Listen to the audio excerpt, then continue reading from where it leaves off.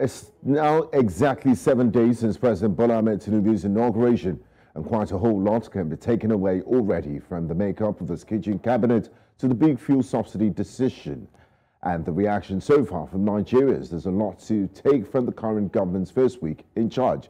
Now, joining me tonight on Politics HQ is former Nigerian ambassador to Austria and Slovakia, and also the permanent resident representative to the United Nations, Ambassador Ugokwe, as he talks to us about the Tinubu administration's expectations and what it means to Nigeria's diplomatic stance and future. A warm welcome to you, Ambassador Jerry Ugokwe. Thank you very much for talking to us on Politics HQ. Thank you so very much for having me. It's my pleasure to be here. Well, we're happy to have you, sir. Now, Ambassador Ugokwe, what are your initial impressions of President Bola Ahmed Tinubu's government, and what key policy areas do you anticipate his administration should prioritize or will prioritize?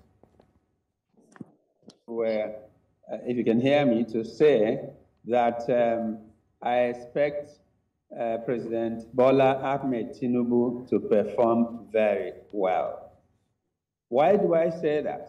Because President Ahmed Bola Tinubu is somebody who identifies talents and who knows how to use talents to achieve his goals. Well, we keep going back to what happened in Lagos and the rest of that.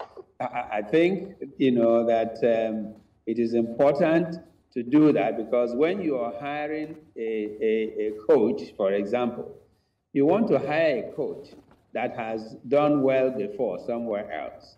You're just not going to say because this guy was a good player, then he's going to be a good coach. No, that's not exactly the same. Having said that, having seen what Ahmed Bola Tinubu rolled out, in his speech, I was able to identify about 10 issues that he spoke about. Number one was that he said he was going to govern on behalf of the people, that he was not going to rule the people, that he's going to make sure that the youth and our women are adequately taken care of.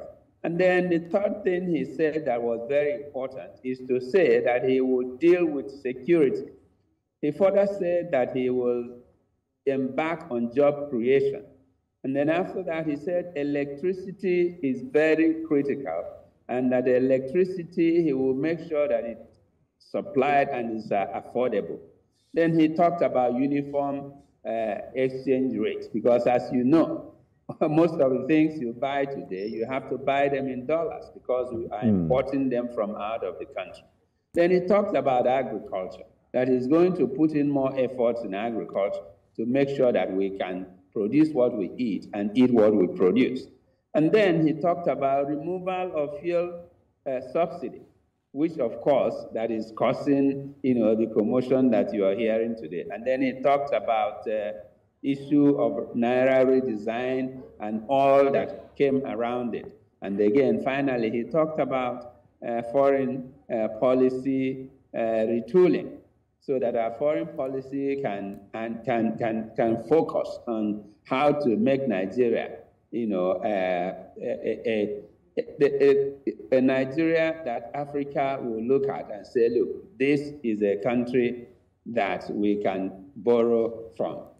So, having said all this, I can take some of the issues to tell you how he has started. Let's talk about it brings me to this question, Ambassador Ugokwe, and I'm happy you've established that in your opening conversation, that you've talked on the areas the president said he was going to look at. Now, in your view, what specific steps should the new government take to address some of the pressing challenges that you identified, economic challenges facing Nigeria, inflation, unemployment, and fiscal stability? Yeah, first of all, one of the very first thing you must do is to secure the nation. If the nation is not secured, I don't care, whatever you do. One is that foreign investors will not come. Even people will not go to their farms to farm. So security is key. And that is why he started by first calling a security meeting of all security apparatus.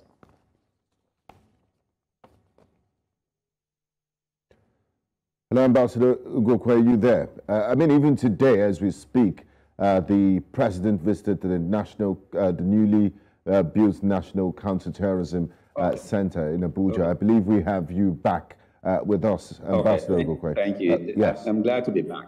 So, immediately he called a security meeting, because if we're not secure, anything we're talking about, reducing interest rates or creating, there are so many things you can do to rejig the economy.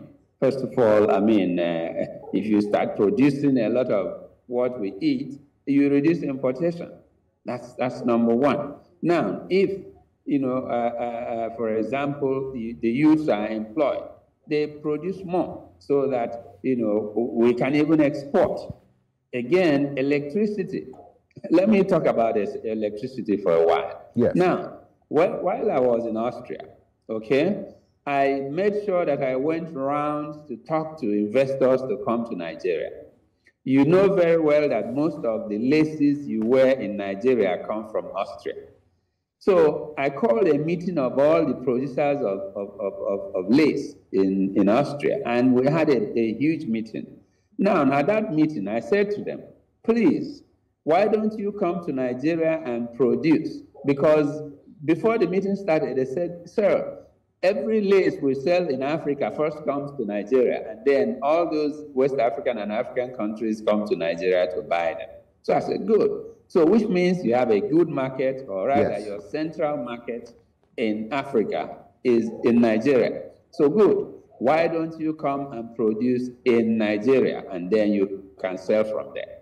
So one of them raised his hand and said, look, he started production in Nigeria.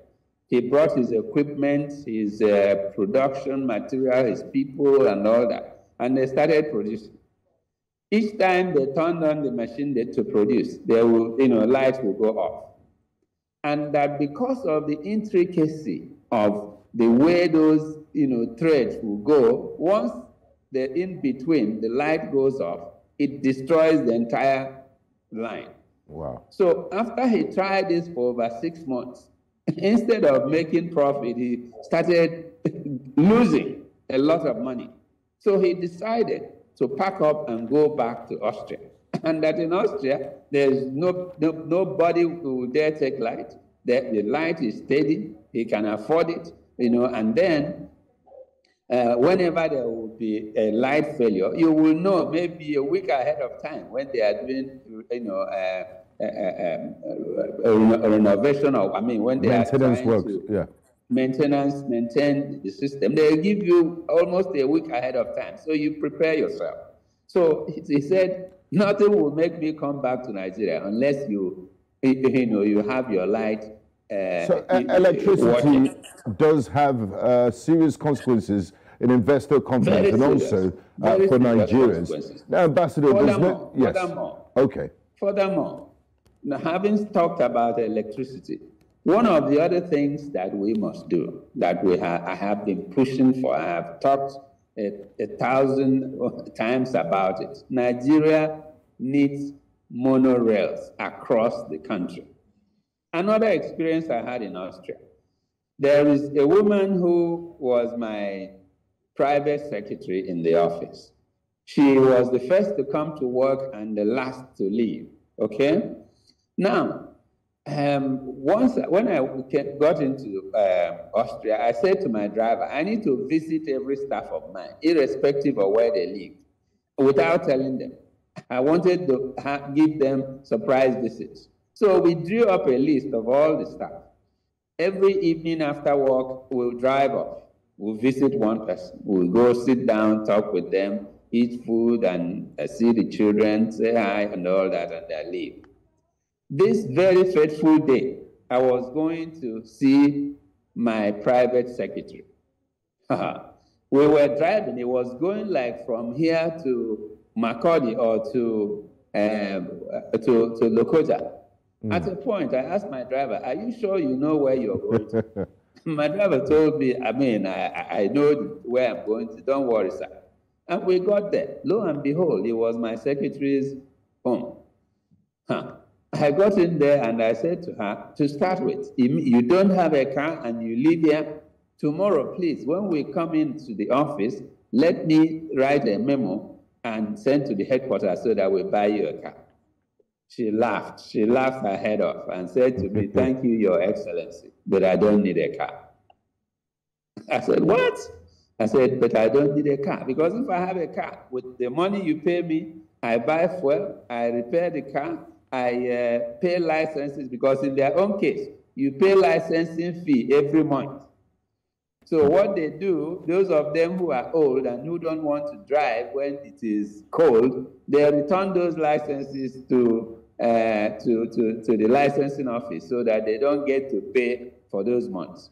So, and you pay for parking. For example, in the office, for her to park, she will pay parking. At home, in the apartment, she would have to pay for a parking space. And so she told me, say, "Look, by the time you put all these things together, do you know how much it is?" It's not worth it. But sir, you know, in December, every year, once I get my salary in December, part of that salary, I use it to buy a 1-year ticket. And that 1-year ticket takes me everywhere and anywhere I go to in Austria. Out of the salary that you use to even pay your rent, pay your whatever. She buys a 1-year ticket by December that takes her till the December next year. She could go to anywhere. And she said to me, "Look across my apartment. That's a rail station. And remember, Your Excellency, across the office, there's a rail station. And the rail in Austria operates 24/7, every 30 minutes. So, sir, if you want me to come to the office at 7, my house, this rail doesn't take me more than 15 minutes, but I can afford to take the train of 6:30. By 7, before 7, I'm in the office before you. And when we finish sometimes at 2 a.m. or 3 a.m., she walks across the place. Within 15 minutes, she's home. So you can imagine what that can do. The benefits, and in those places, yes, of a working public transport system. I mean, you just gave us an example of that. Now, Ambassador, as we move on with our conversation, there's no way we can have this discussion without talking about the elephant in the room. And I'm talking about the recent removal of subsidies that has generated significant public debate and concern. Ambassador, what alternative mechanisms or policies would you recommend to ensure the efficient and equitable management of fuel prices without burdening the average Nigerian? You see, I got very upset with what is happening, with what Labour is planning or trying to do. Again, there are issues. Let us be honest with ourselves. I don't know if you have gone through the Petroleum Industry Act, the former PIB, which is now PIA. Now, that bill says something. It says, the moment President signs this bill, 6 months to that date, subsidy is ended. So, following that, subsidy for fuel subsidy ended on the 18th of February this year. But again, my problem is that as Nigerians, we keep doing things the wrong way. The Ministry of Petroleum Resources, whoever is running that bill, why was the public not properly sensitized that by February 18, you will no longer have this? That's the first thing you ought to do. While I was in the National Assembly, there was a bill that I proposed, which never passed through, which will address these type of issues, which will, clearly say the commencement date bill. That's what I called it, which will now say when a bill is signed, this is when it takes place. Because in other countries, they give like 90 days when it will take place. And then something like National Orientation Agency will be given the resources to publicize it so that people will now know that, will not be caught unawares. Can you imagine, for example, if there's a new tax law that says next month, that says we'll start paying tax of 50%, and nobody knows about it. Tomorrow, somebody catches you on the road and says you haven't paid your tax. Those are the reasons why we need these things. But it was never done. Now, what happened was the government tried to, in order to propose some supplementary bills, which brought in some